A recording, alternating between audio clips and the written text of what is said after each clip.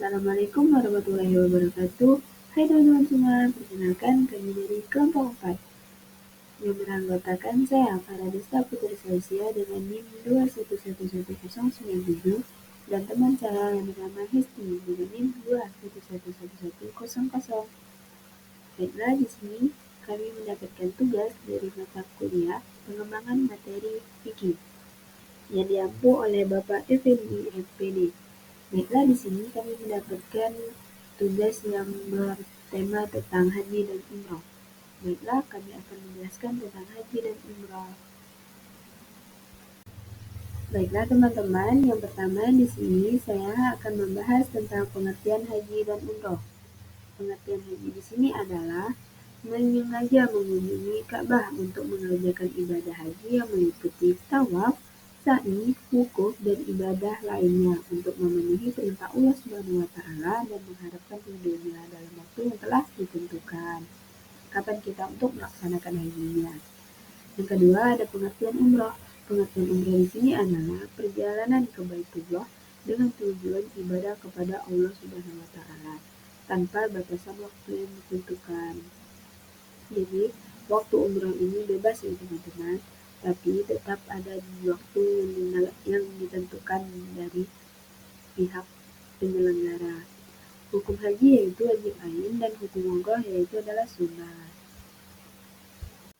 Baiklah teman-teman, selanjutnya di sini yaitu ada macam-macam haji dan umroh. Macam-macam haji di sini terbagi menjadi 4 dan umrohnya terbagi menjadi 2. Yang pertama yaitu macam-macam haji. Yang pertama ada haji tamattu. Haji tamattu di sini adalah jenis haji yang dilakukan dengan cara umrah terlebih dahulu, kemudian dilanjutkan dengan ibadah haji pada tahun yang sama. Jenis haji ini menjadi pilihan bagi jemaah yang ingin menghemat biaya dan waktunya. Yang kedua ada haji qiran. Haji qiran di sini adalah jenis haji yang dilakukan dengan cara melakukan ihram untuk umroh dan haji secara bersamaan. Jenis haji ini disunahkan bagi jemaah yang memiliki waktu dan biaya yang cukup. Yang ketiga ada haji ifrad. Haji ifrad adalah jenis haji yang dilakukan dengan cara melakukan ihram untuk haji terlebih dahulu, kemudian dilanjutkan dengan umrah setelah selesai melaksanakan haji. Jenis haji ini lebih afdal dibandingkan dengan haji tamattu dan haji qiran. Yang keempat yaitu ada haji mabrur, adalah istilah yang digunakan untuk menyebut haji yang diterima dan diridhoi oleh Allah Subhanahu wa Ta'ala.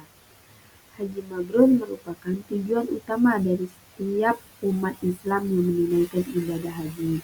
Jadi setiap umat Islam itu mengharapkan menjadi haji yang mabrur. Yang kedua yaitu ada macam-macam umroh. Di sini macam-macam umroh dibagi 2, yaitu ada umroh mufrodah dan tamattu. Umroh mufrodah adalah umroh yang dilakukan secara mandiri, tidak bersamaan dengan ibadah haji. Jenis umroh ini dapat dilakukan kapan saja sepanjang tahun, kecuali pada hari-hari tertentu, seperti pada hari raya Idul Fitri dan Idul Adha. Yang kedua ada umroh tamattu. Umroh tamattu di sini adalah umroh yang dilakukan bersamaan dengan ibadah haji. Jenis umroh ini dilakukan dengan cara melakukan ihram untuk umroh terlebih dahulu, kemudian dilanjutkan dengan ibadah haji pada tahun yang sama. Baik teman-teman, di sini selanjutnya yaitu ada rukun haji dan umroh. Rukun haji di sini terbagi menjadi 6 dan rukun umroh terbagi menjadi 5. Rukun haji yang pertama yaitu adalah ihram. Ihram adalah rukun ibadah haji yang pertama adalah berniat dengan menggunakan kain ihram. Adapun kain ihram berwarna serba putih yang menandakan kesucian dan kebersihan. Yang kedua ada wukuf. Wukuf di sini adalah ibadah sebagai puncak ibadah haji. Wukuf merupakan ritual berdiam diri di padang Arafah yang dilaksanakan pada tanggal 9 hingga 10 Zulhijjah. Yang ketiga ada tawaf. Tawaf adalah jemaah haji diwajibkan melaksanakan tawaf. Ibadah ini dilakukan dengan berkeliling Ka'bah sebanyak 7 kali sambil membaca doa. Yang keempat ada Sya'i. Sya'i adalah merupakan perjalanan kecil, jalan-jalan kecil dari Bukit Safa ke Bukit Marwah sebanyak 7 kali perjalanan. Selanjutnya ada tahallul. Tahallul di sini yaitu adalah rukun ibadah haji yang perlu dilakukan adalah tahallul atau memotong rambut. Pelaksanaan tahallul menandakan selesainya rangkaian rukun haji. Yang keenam itu ada tertib. Tertib di sini maksudnya yaitu ketentuan haji terakhir yang perlu dipenuhi oleh jemaah haji adalah melaksanakan serangkaian ibadah haji dengan tertib. Dari ihram, wukuf, tawaf, sya'i, tahallul. Nah, itu yang dimaksudkan dengan tertib. Dilaksanakan secara berurutan. Selanjutnya, rukun umroh. Nah, selanjutnya di sini rukun umrah. Yang pertama itu ada ihram. Ihram di sini yaitu membaca niat. Sejak memasuki mikot, jamaah harus berniat umroh dengan tulus dan ikhlas. Yang kedua ada tawaf, melaksanakan 7 putaran tawaf di sekitar Ka'bah. Yang ketiga ada sya'i, melakukan 7 kali perjalanan antara Bukit Safa dan Bukit Marwah. Yang keempat, tahallul, memotong atau mencukur rambut sebagai tanda selesainya umroh. Yang kelima, tertib. Tertib di sini yaitu melaksanakan tuntutan rukun umroh dengan tertib, tidak dilangkah-langkah. Oke, selanjutnya yaitu ada syarat wajib haji dan umroh. Di sini terdapat 5 syarat wajib haji dan umroh. Yang pertama yaitu beragama Islam. Syarat wajib haji pertama yang harus dipenuhi adalah orang tersebut harus seorang muslim atau mu'alaf. Yang kedua, berakal sehat. Syarat syah memenuhi haji yang kedua adalah berakal sehat atau tidak mengalami gangguan kejiwaan maupun dapat berpikir dengan baik. Seseorang muslim yang memiliki gangguan jiwa, hilang ingatan, tidak waras, atau gila tidak diwajibkan untuk melaksanakan haji. Yang ketiga yaitu balik. Syarat wajib berikutnya yaitu balik atau sudah mencapai usia kedewasaan berdasarkan syariat Islam. Yang keempat, merdeka. Merdeka di sini yang dimaksud adalah seseorang yang memiliki kuasa atas dirinya sendiri dan bukan seorang hamba sahaya. Perlu diketahui bahwa seorang muslim yang masih berstatus sebagai seorang budak tidak diwajibkan untuk melaksanakan haji. Yang kelima yaitu mampu. Mampu yaitu adalah di sini terakhir syarat wajib haji yang harus dipenuhi umat muslim yang ingin melaksanakan haji adalah mampu. Yang dimaksud mampu di sini adalah mampu secara fisik, mental maupun keuangan atau finansial.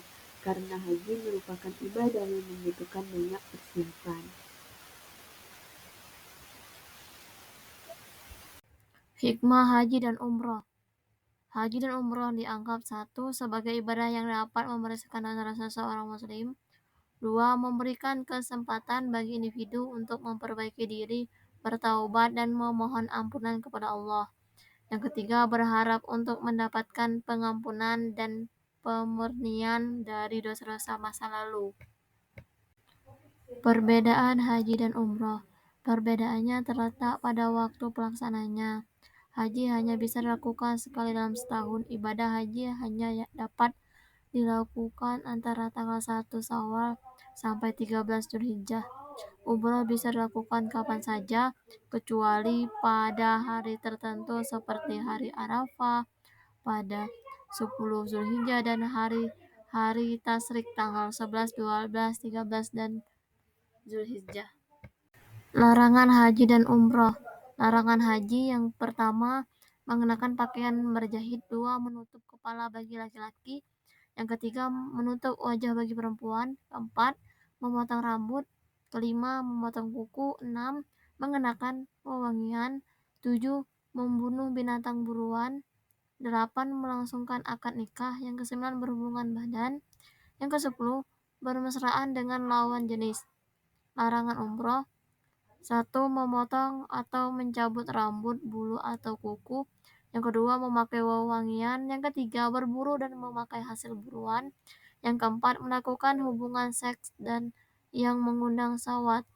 Yang kelima, melakukan kejahatan dan maksiat. Yang keenam, bertengkar atau berkelahi. Yang ketujuh, mengucapkan kata-kata kotor atau mencaci.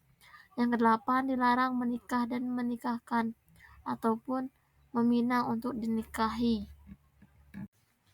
Tata cara haji dan umrah. 1. Tata cara haji memulai ihram dari miqat yang telah ditentukan.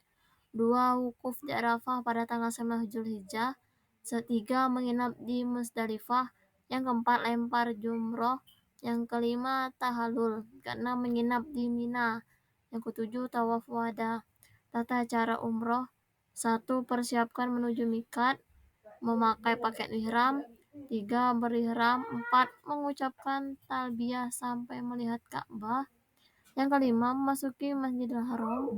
Yang keenam, menutup Ka'bah dan melakukan tawaf 7 kali.